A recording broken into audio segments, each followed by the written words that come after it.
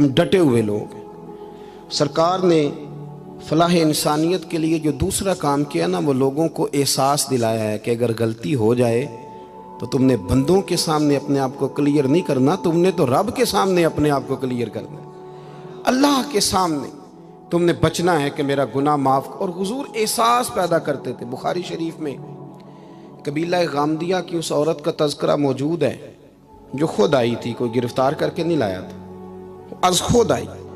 एहसास पैदा हो गया ना गुनाह का। यहाँ बहुत सारी गलतियाँ करके भी लोग जब अपनी बात करते हैं तो कहते हैं कभी याद तो नहीं किसी के साथ ज़्यादती की हो, याद तो नहीं कभी किसी का, भाई आपने इतने बड़े वली होने का दावा कर दिया। इंसान तो इंसान रहता है। बड़े बड़े लोग कह गए कि या अल्लाह अगर अनजाने में भी भूल गए हैं तो हमसे दरगुजर फरमा, लेकिन जब हम तैयार ही नहीं मानने को। हज़रत अनस बिन मालिक कहते हैं वो खातून आई, कोई पकड़ के नहीं लाया, किसी 14 दिनों के रिमांड पे नहीं उसे मनवाया गया, उसे वो खुद ब खुद आई और करीम महबूब अलैहिस्सलाम के सामने जब वो खड़ी हुई तो इतने दर्द से मैंने कम लोग रोते देखे हैं जिस दर्द से वो रोई। अर्ज़ करने लगी हुजूर मैं गलती कर बैठी हूँ, मुझसे ज़िना हो गया, मुझे पाक कर दे। तो महबूब करीम अलैहिस्सलाम ने फरमाया तू कैसे साबित करेगी तूने गुनाह किया, यानी मुजरम को साबित करना पड़ रहा है कि मैं गुनाहगार। ये वो कमाल है कि इंसानों को एहसास होने लगे कि यहाँ हम गलत है। जब एतराफ़ जुर्म होता है, जब बीमारी की तशख़ीस होती है तो फिर उसका इलाज भी हो जाता है। हज़रत अनस बिन मालिक कहते हैं वो अर्ज़ करने लगी हुजूर मेरे पेट में नाजायज़ बच्चा है। हुजूर ने फरमाया जा जब बच्चा पैदा हो तो फिर आना। वो 8 माह के बाद आई तो उसकी गोद में फूल सा बच्चा था। हुजूर ने फरमाया वापस जा, जब रोटी खाने लग जाए तो फिर आना। वो 2 साल 2.25 साल दूध पिलाती रही, फिर जब आई तो बच्चे के हाथ में रोटी का टुकड़ा था। करीम महबूब सल्लल्लाहु ताला अलैहि वसल्लम से आके जब उसने बात की तो वो दर्द से रोई, कहने लगी या रसूल अल्लाह 3 साल होने को हैं, मैंने गुनाह किया है, मैं सारी रात सो नहीं पाती। हुजूर तड़पती, अगर इस हाल में मर गई तो अपने रब को क्या मुंह दिखाऊं, मुझे पाक कर दे, मेरे हाल पे रहम फरमाए। महबूब करीम सल्लल्लाहु अलैहि वसल्लम ने बच्चा एक सहाबी को दिया, फरमाया बच्चों की तरह पालना, और कहा इसे ले जाओ, पत्थर मार मार के इसे संसार कर दो। सहाबा कहते हैं उसे पत्थर लग रहे थे और हुजूर बेचैनी के साथ टहल रहे थे। आके खबर दी हुजूर वो तो विसाल कर गई, इंतकाल हो गया। फरमाया यहाँ तक तो बात उसकी थी। हज़रत अनस बिन मालिक कहते अब महबूब करीम ने सहाबियात से फरमाया उसे गुस्ल दो, कफन पहनाओ, जनाजा तैयार हो जाए तो मुझे खबर करना। हज़रत अनस बिन मालिक कहते हैं गुस्ल हुआ, कफन हुआ, जनाजा तैयार हुआ तो हैरान हम तब हुए जब मेरे महबूब ने फरमाया सफ़े बनाओ, मैं खुद जनाजा पढ़ाऊँगा, मैं खुद जनाजा पढ़ाऊँगा। और सरकार ने जनाजा पढ़ाया तो एक शख्स की जुबान से निकला हुजूर इस मलऊन का माज़अल्लाह जनाजा जिसने नाजायज बच्चा जना, इसके लिए आप दुआ कर रहे हैं, जनाजा पढ़ा। हुजूर फरमाने लगे खामोश हो जाओ, तुमने गुनाह देखा है उसका एहसास नहीं देखा, तुमने गलती देखी है लेकिन उसकी तौबा का अंदाज नहीं देखा। और साहिब कंजुल उम्माल ने ये लफ्ज नकल किए हैं कि करीम महबूब फरमाने लगे उसने तो ऐसी शानदार तौबा की है कि अगर मैं अपनी सारी उम्मत में बांट दूं तो अल्लाह सब की मगफिरत फरमा देगा। एहसास जब पैदा हो जाता है ना अपने दिल के अंदर कि यहाँ मैं गलत हूँ। इन्नल आबदा इज़ा तारफा सुम्मा ताबा ताबल्लाहु अलैहि औ कमा क़ाल नबी सल्लल्लाहु अलैहि वसल्लम रवाहु मिशकात। हुजूर ने फरमाया जब कोई बंदा कहता है ना अल्लाह मैं भूल गया था और फिर वो तौबा करता है तो रब उसकी तौबा को फ़ौरन ही कबूल फरमा लेता है। पहली बात ये कि अकायद को मजबूत रखें, मजबूत अकायद। और ये जो आजकल एक और माहौल चल रहा है, को थोड़ा इधर को थोड़ा इधर, अकायद वही दुरुस्त हैं जिनकी तशरीह शेख अब्दुल हक मुहद्दिस देहलवी ने फरमाई।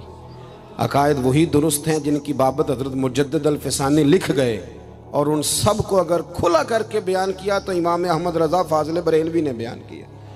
इन्हीं बुज़ुर्गों की बातों को खोल कर हमारे सामने रखा। मजबूत अकायद की ज़िंदगी गुजारें। और दूसरी बात, अगर कभी कोई गलती हो जाए फिर उसका एहसास पैदा करें, फिर उससे तौबा करें। तीसरी बात जो फलाह इंसानियत के लिए बड़ी ज़रूरी है वो ये है कि थोड़ा एहसास पैदा करें दूसरों का। मेरी ज़िंदगी मेरी ज़ात से शुरू होती है। मेरी जात से, मेरे से हंस के बोलो, मेरी बात मानो, मेरे पीछे चलो, मेरे आराम में खलल ना आए, मेरी तबीयत के मुताबिक। भाई आपकी तबीयत के मुताबिक चलें तो फिर तो आप बहुत बड़े खुदगर्ज हुए कि आपने सिर्फ अपने लिए सोचा। महबूब करीम का कमाल ये था कि हुजूर ना दूसरों का बड़ा एहसास फरमाते थे।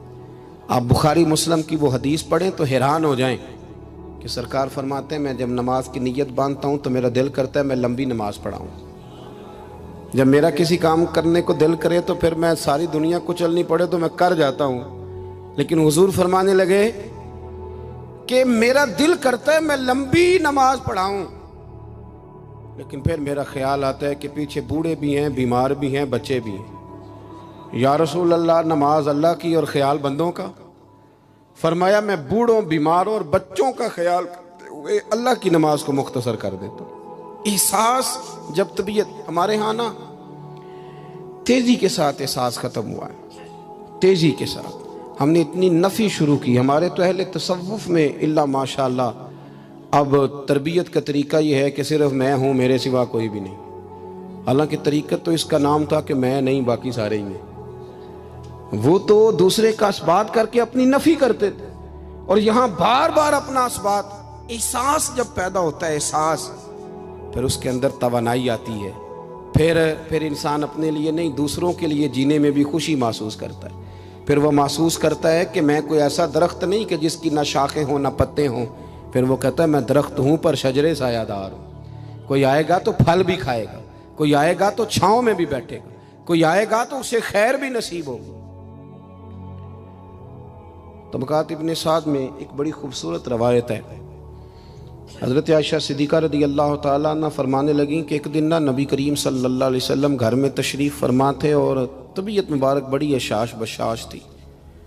जब कभी आज़ाब की आयात आती थी तो गम उम्मत में परेशान हो जाते थे, और कभी रहमत की आयात आती तो फिर हुजूर का चेहरा पहले से भी ज़्यादा रोशन नज़र आता। फिर अल्लाह की रहमत के हवाले से और ज़्यादा खुशबुएँ दुनिया में फैल जाती। फरमाती आज बड़े हशाश बशाश थे तो मुझे फरमाने लगे आयशा तेरे साथ एक बात करूं। मैंने कहा हुजूर मेरे तो नसीब जाग गए, ज़रूर करें। तो हुजूर फरमाने लगे तुम कभी मुझसे बड़ी राज़ी होती और कभी कभी ना किसी और अहलिया के पास ज़्यादा वक्त गुजारूं तो दिल में बात भी रख लेती हो। हज़रत आयशा कहती है मैंने फ़ौरन अर्ज़ की हुजूर मेरी माँ मुझे रोए, मैं और आपसे नाराज़ होंगी। तो फरमाया चल सुन तो लेना पहले, ये एहसास की शिद्दत, इसको मुलाहिज़ा फरमाई। मैं सुन तो सही। या रसूल अल्लाह सल्लल्लाहु अलैहि वसल्लम हुक्म फरमाए। तो महबूब करीम सल्लल्लाहु अलैहि वसल्लम फरमाने लगे आयशा तुम कभी कभी कसम उठाती हो, और जब तुम्हारे दिल में मेरे बारे में कोई बात हो ना तो पता किस तरह कसम उठाती हो। तुम कहती हो मुझे हज़रत इब्राहीम अलैहिस्सलाम के रब की कसम हो, और जब मुझसे राज़ी होती हो तो फिर कहती हो मुझे मोहम्मद अरबी के रब की कसम हो सल्लल्लाहु अलैहि वसल्लम। हज़रत आयशा सिद्दीक़ा कहती हैं सरकार ने बात की तो मैं आँखों से रो रही थी और लबों से हंस रही थी, और मैं अर्ज़ कर रही थी या रसूल अल्लाह आप इतना ज़्यादा ख्याल फरमाते हैं, जुमलों का ख्याल, एहसास कि कोई क्या सोचता है क्या कहता है। हमारे अंदर तेज़ी से वो चीज़, घरों के अंदर पूरी जंग लग जाती है, अम्मा जी की और बेगम साहिबा की पूरी जंग, और दोनों ने जीतना है। उसके अंदर अब पता नहीं बेचारा हारेगा कौन, उन दोनों को जीतना है। मसाजिद में जंग लग जाती है। मैं थोड़े दिन पहले मैंने दोस्तों से कहा था, मैंने कहा ये जो मस्जिद का सदर बनाते हो ना, इसका नाम सदर ना रखो, कोई और रख लो, इसलिए कि सदर तो सबसे बड़ा आईनी होता है। तो जब आप सदर ही कह देते हैं, पर उस बेचारे का दिल करता है कभी असेंबलियाँ टूटनी भी चाहिए, कोई तब्दीली भी होनी चाहिए। आप दर्जा ही बड़ा ऊंचा दे देते हो, परेशान हो जाता है, अंदर रट्टा बन जाता है। हमारे यहाँ ओहदों की जंग है, लड़ाई है। मसला सिर्फ ये है कि एहसास नहीं। अगर एहसास होने लगे फिर शौक़ बेदार होता है, फिर इंसान किसी को कुछ दे के राज़ी होता है। फिर उसका हज़रत हुज़ैफ़ा बिन यमान रज़ी अल्लाह ताला अन्हु फरमाते हैं, ये हदीस इमाम गज़ाली लाए और अपनी सनद के साथ लाए।